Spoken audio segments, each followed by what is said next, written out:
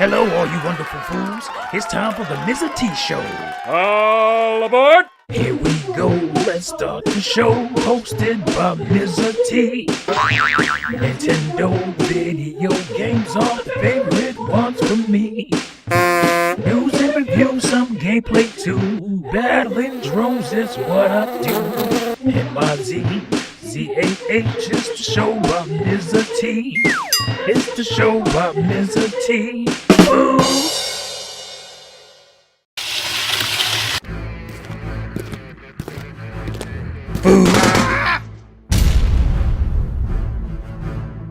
Hey fools, Mizzah here, continuing on with the second part of my teabag second sack. So let's not waste any time and get right on into your questions. Next question is from Alex Garcia. Alex asks, do you think gamers who are non-Nintendo fans will change their views about Nintendo now since the Xbox One and PS4 does not provide any new gaming experience, charge for online play, and will focus on TV? Thanks, Alex, for your question. The short answer is no. Why? Because they simply wouldn't agree with what you just said. Sony fanboys already damage control their way out of making fun of Xbox fans for paying to play online. Now that their favorite piece of plastic also makes them pay for online. They started singing about how great PSN is now and how they get so many great free games to play for that rental service. And Xbox fanboys were already damage controlling for DRM. So do you think they care what Nintendo is doing? Hell no, fools. They just want to say it's a gimmick, even though they're being forced to buy Kinect 2.0, and they point their noses up and bark about superior specs, and that Nintendo is making nothing new, just the same game for 30 years, and wipe their tears. Nothing will convince them of that, except when they wake up and read the news that Microsoft has dropped their gaming division, and as a matter of fact, when that happens, they'll hate Nintendo even more, and blame them for it, and go running to PCs. And the world will be as it should. Fools. All right, let's keep it going. Next question is from Victoria Winning Still It's Victoria Winning Still OKO. She says, I wonder if you think the big three worry about third party too much and rely on third party too much. I know it's great to have, but they all depend on them to sell consoles. What are your thoughts? Well, first of all, thanks, Victoria, for the question, and also for being very active on my Facebook group, NFC Clubbers. I'll start off by answering your question by saying yes. I believe that the big two, being Sony and Microsoft, are too third-party heavy, and we know Nintendo struggles to secure third parties. But honestly, that will be their downfall. That is, Sony and Microsoft. Not necessarily because I believe there is something wrong with third-party games. I just believe that there is something inherently wrong with how they have to get those games on their system. I'm speaking of money hatching, as they call it. Sony and Microsoft have, because of their reliance on third-party games, created a dangerous entitlement for third-party companies who expect what are essentially legal bribes from hardware manufacturers to pay for their games over what they're already going to make at retail. Could you imagine if grocery stores had to pay companies to put food on their shelves? How much do you think that food would cost the consumer? You wonder why games and hardware are so expensive these days. Because we as consumers have to pay for the cost of Sony and Microsoft's bribe expense accounts. Because of exorbitant and ever-increasing game budgets and declining console software and hardware sales, third parties will abandon consoles the same way they abandoned the pricey-to-design N64 for greener pastures and digital distribution on PC and mobile. That will kill Microsoft's consoles, and while Sony has a couple of good first-party houses, they aren't varied and mainstream enough to carry a console for Sony. And we know that these days, probably since the N64, it's Nintendo's games that sell Nintendo hardware. The best-selling games on Sony and Microsoft consoles are usually Call of Duty, Battlefields, and Grand Theft Autos, and Assassin's Creeds. Nintendo don't need those games to be successful, as they've already shown, and that breeds animosity, as I've mentioned in part 1. Thanks, Victoria, for your question. Next question comes from Master Yoshi. He states, I feel the video game industry is oversaturated with 3 consoles. I don't feel like we need 3 consoles. A gamer can get a diverse selection of games on any one console. With Wii U, gamers can have 5 different controllers to play games in HD, so I don't see the role in a competitor console to the Wii U. That said, I feel out of Sony and Microsoft, at least one should step down from making consoles. This seems to be more of a statement than a question, and that's fine. I already seconded some of your sentiment in this statement in previous answers to similar questions. Honestly, I don't believe any of them will have to make a decision to step down. That decision will be made for them based on lackluster sales. Thanks, Master Yoshi, for your interpretations. Next question comes from Everything Smash. He says, Mizzah T, really glad I found your channel. Like what I've seen so far. My question is, who do you want to see in the next Smash Brothers game? Keep up the good work. Well, thank you, Everything Smash. And I also am glad that you found my channel and like what you have seen so far. I hope to keep you entertained. Yeah, and your question is about who I'd like to see in the next Smash Brothers. Everything Smash indeed. Well, this is a question that has been tarred, feathered, and beaten to death. And somehow, I myself haven't put much thought into it yet, fools. But honestly, the only character that comes to mind, based on Sakurai's reasoning and philosophy for how he chooses characters, I would have to say Pac-Man. That's right, Pac-Man. He's very iconic, very easily recognizable, and he's not, a character you would associate with a fighting game, which fits right into Sakurai's philosophy. Also, I think he would have one hell of a final smash. Just imagine him turning the game screen into a board that resembles the 2D Pac-Man game with everything becoming pellets and the other 3 characters on the screen turning into a blinking ghost for him to eat. Man, that would be amazing. Thanks for your question, Everything Smash. Moving right along to Nest32 Insider. Nest states, Dear Mizzah T, I think that you have a great channel. It's very enjoyable, and I recently watched your latest vid. I would like to ask you a question or 2 for your next tea bag, if I may. My questions are, how do you see the current state of the video game industry today with the cost of game development, especially for new HD consoles, becoming so astronomical and major third-party developers constantly finding themselves going financially broke one by one like Capcom and Square Enix? And why do you think these third-party developers continue to force themselves into such financial risks and ruin when there are cheaper and safer hardware alternatives to make games on? Thank you very much for taking the time to read my message and questions, and I look forward to watching and enjoying all of your future videos. Take care and have a wonderful day. Well, isn't that nice? Thank you, Nest32 Insider, for your well wishes, and I'm glad you're a fan of the show. Well, to answer the first part of your question, I'll say that I have addressed some of it partially in questions from part 1, so make sure you watch part 1 if you haven't already. But to expand on my answers here, I'll say that this is something that really concerns me as well. And since I've been getting a lot of similar questions, I realize that it concerns a lot of you gamers out there. I know without a doubt that the industry can't sustain itself with only a few major titles a year, selling well, needing astronomical budgets to do so, while smaller development houses teeter on bankruptcy with every title they release. This causes stagnation in a variety of games we get as companies won't risk with innovation and try to coast on a bevy of sequels that don't task any real risk to gameplay. Genres that I'd like to see a strong revival in would be beat-em-ups and platformers, as Nintendo seems to be the only company still doing AAA platformers. The rest are indie game companies. And while I love the inventiveness, freedom, and creativity of indie games, I realize the scope of indie titles are limited by the budget. I'd like to see that indie creativity merge with a healthy budget. Only then will we see something truly special. And to answer the second part of your question, I actually believe third parties are embracing those cheaper alternatives in hardware. That's one reason we'll still get games on Xbox 360 and PlayStation 3, likely well into 2015, as they fear the small install base of next-gen consoles could destroy sales potentials. Remember how Lair on PS3 basically bankrupted Factor 5? But seeking cheaper platforms is simply a business decision and not a creative one. Looking for a quick buck on mobile platforms will just further saturate an oversaturated market.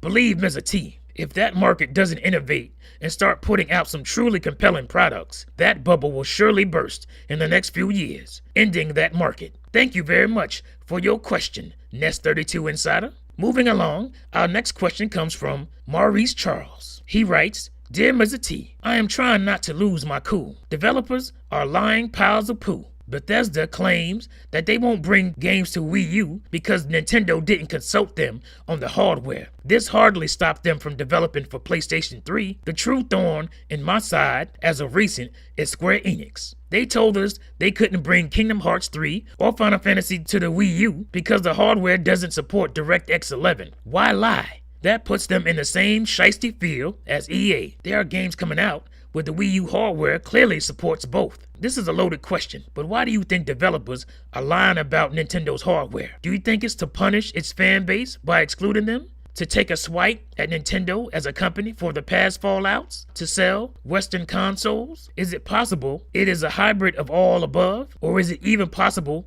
that Nintendo conspiracy theory is real? Well, I think I've partially answered the Nintendo conspiracy theory again in part 1 of this tea bag. If you haven't, please go back and check it out. And I do believe it is a hybrid of at least 2 of your theories. I really just think it comes back to priorities that these companies tell these PR lies when it comes to Nintendo. I just believe it all comes back to the fact that Nintendo refuses to money hat these games. I mean, especially for companies like Square Enix and Capcom, who are very afraid of losing money on games because, let's face it, they are teetering on disaster. They are in no position to take a chance. The sad thing is that there is a market and audience for their kinds of games on Nintendo. If you look at Kingdom Hearts and Final Fantasy, they both would be right at home on Wii U. Hell, Kingdom Hearts 3D sold 1.3 million copies on 3DS. But they know Microsoft and Sony are happy to fund those projects to get those games. And honestly, don't be surprised if those games actually do make it on Wii U at some point.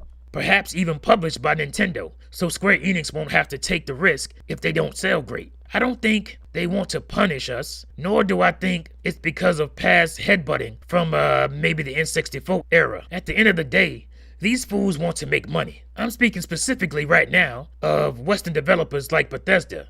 Because of the GameCube's inability to gain much traction, especially in the US, and also the fact that Wii was a pretty underpowered console and couldn't support the kinds of games they were making at that time, they pretty much have had no working relationship or familiarity with Nintendo or with Nintendo consoles. So it's Nintendo's responsibility to gain their interest and favor if they want those games like Elder Scrolls or BioShock. Wii U is a system where they could easily scale their games to work, if need be. Now the onus is on Nintendo to increase Wii U's install base. But in order to increase the install base, they need to have a variety of games from their first party and third party as well, which is kind of a vicious cycle if third party wants to sit back and wait to see how that install base works out. But if Wii U can have a comparable install base to the other 2 consoles, at least for the first couple of years, I think you'll see those excuses melt away and those games start to show up. Although Rockstar is butthurt and so is EA from past dealings, if Wii U reaches 15 to 20 million consoles by next Christmas, those companies will quickly apply some Bordeaux's butt paste and start putting their games on Wii U. I would be very surprised if EA didn't return to Wii U in 2014. They may still hold off with Battlefield because of their discontent with Wii U's online infrastructure, but again, the onus is on Nintendo to make them happy if possible. But out of all those games, the only ones Mizzah T really cares about are Final Fantasy and BioShock. But I realize a lot of you fools want the others as well. I guess we'll just have to wait and see. Thank you for your question. Next question comes from my man, Quan Manchu. Quan asks, okay, I have a question. With a successful purchase of Atlas by Sega, when do you think we will hear more about Shin Megami Tensei Crossfire Emblem? Thanks for your question, Quan. I believe we'll see a direct with more info on this game around the time of the direct that will happen just before the release of Donkey Kong Tropical Freeze, or perhaps the one just after the release of that game. It should be far enough along that we get at least some screens, if not footage. It would be a great compliment to see more info and footage on Monolith Soft's X game as well. That would make for a fantastic RPG-heavy Nintendo Direct and perhaps some Zelda Wii U too. But I don't think we'll see much on Zelda until E3 2014 or just before it. Kind of like they did Super Mario 3D World this year. Thanks, Quan. And y'all make sure to check out Quan Manchu and subscribe to his channel as well. Mizzah T is a part of his weekly podcast called Gamers at Large. The link is below in the description. Next question comes from Juanito Snow. Juanito asks, why do you think Sega got the parent company of Atlas rather than Nintendo? Do you think Nintendo was at all interested? And if so, why didn't they push harder to get the company? Finally, now that Sega has purchased the parent company, how do you think this will affect current ties between Atlas and Nintendo, or any other partnership currently going on? That is a great question and a good follow-up to Quan's question. I think it was a financial decision. I do believe Nintendo was very interested in acquiring Atlas, but Nintendo is a very structured business. With taking a loss on their home console for the first time in history, and the historically slow growth of first-year consoles, they likely didn't want to shake up their goals and projections too much with taking on an entirely new development house that they would have to fund and manage, throwing a monkey wrench into their business plan for the year. To me, it was an issue of timing. Had this Atlas sale happened, say, next summer, and not this year, I think Nintendo might have made a bid for the company. They realized that they have a great partnership with Sega, and they would get Atlas games anyway, so no need to risk their own dough. This isn't necessarily over by any means. Sega could find a problem down the line maintaining Atlas. Who do you think they'd go to first to offer a percentage if they needed help? And Nintendo could end up securing those Atlas IPs on their platform only without having to take all the financial risk. Now that would be a sound business move. I know some fools got all up in arms when Nintendo didn't buy them like it was the end of the world, but they are looking at it from a narrow, one-sided angle. Business, on the other hand, has many passageways, and it's not so simple and narrow. Great question, fools. Next question comes from Mr. Don't Play TV. Mr. Don't Play. LOL. What's up, Mizzah T? What was your favorite arcade game growing up? Mine was Donkey Kong and Pac-Man, brother. I remember going to the laundromat with my mom with a fistful of quarters to play them games. If my mom was short a couple of quarters and couldn't dry the sheets, she knew why. Sorry, mama, he says. Hell, I remember getting dropped off at the barbershop with just enough money to get a haircut, staring at that Galaxian arcade game thinking, haircut, Galaxian, haircut, Galaxian, haircut, Galaxian. Screw it. Galaxian it is. My mama would whip the skin off my ass, but it was worth it. I went to school with a nappy head and a sore ass, but I got my fix. I really enjoy your channel, Mizzah T, and I pity the fools who don't watch it. Peace, brother. Thanks, fools. That was a good little story there. And thanks for the question. I'd have to say that my favorite arcade game growing up would also be Donkey Kong. I actually mentioned this in my first video, as that was the game that made me a Nintendo fan. There was just nothing like it at the time. All the most popular arcade games, besides Pac-Man, were space shooters. And while I played and enjoyed those too, I wasn't a hardcore fan of space shooters like a lot of fools. There was just something more compelling, controlling that little jump man and trying to save Paulina from this big ape. Part of it probably had to do with the fact that I was a huge fan of Japanese monster movies, and it's no secret that Donkey Kong was very inspired by King Kong. So much so that Nintendo got sued by Universal over those similarities. But Nintendo won. My second favorite was definitely Teenage Mutant Ninja Turtles, the arcade game. It blew me away, fools. Thanks for your question. And you fools make sure to check out Mr. Don't Play TV's gaming channel. He's a funny dude with entertaining videos. Link in the description below, so check him out. And my final question today comes from, let me see if I can pronounce this out correctly. Looks like Otto Santiago Lassis. Interesting. He asks, do you think Nintendo will release a new console in 2015? And I don't mean another handheld. Thank you for your question, Otto. And the short answer would be no. Nintendo will not abandon Wii U that soon. They didn't abandon the N64. They didn't abandon the GameCube. And I'm sure Wii U will sell much better when it's all said and done. I think somewhere around 45 to 50 million consoles. GameCube, despite its small install base, was more profitable for Nintendo than PS2 was for Sony. Sony won the market share, but Nintendo is in business to stay in business, at least so far. Besides, Wii U has so much potential, and I believe Nintendo will exploit it with some surprising games and apps next year. People look at the gamepad and they just see a tablet, and their imagination can't go beyond what they think about tablets. When Nintendo shows us what their true motivations are for making that controller with this system, all that crying that Nintendo should just have made a regular controller and focused on more RAM and more cores in their system will all melt away. And you will see these fools acting like they never said anything bad about the controller in the first place. I think Wii U will have a longer life than we did, and it's in a position to always be the cheapest console throughout this generation. Trust me, it will be here for at least another 5 years, and will be yet another innovative and profitable console for the big end. Thank you again, Otto. Well, fools, that concludes yet another episode of the Tea Bag, and I hope you enjoyed it. Mr. T really likes interacting with you fools and answering your questions, so keep them coming. Remember to send all your future questions to my channel's discussion board. Again, that's the best place to leave your questions to avoid confusion or having them get lost in the shuffle. If you're sure that you sent me a question and I didn't answer it, please send it again. Mr. T is new to this, and I'm working out the kinks through trial and error, so it's likely my error your question was lost. I really appreciate it, fools, and please remember to like, subscribe, comment, and share with other Nintendo fans. And please join the Facebook community, NFC Nintendo Fight Clubbers, and you can follow me on Twitter if you like. Links below. Thank you for watching, fools. See you next time. Oh yeah, one more thing. Play Nintendo, fools.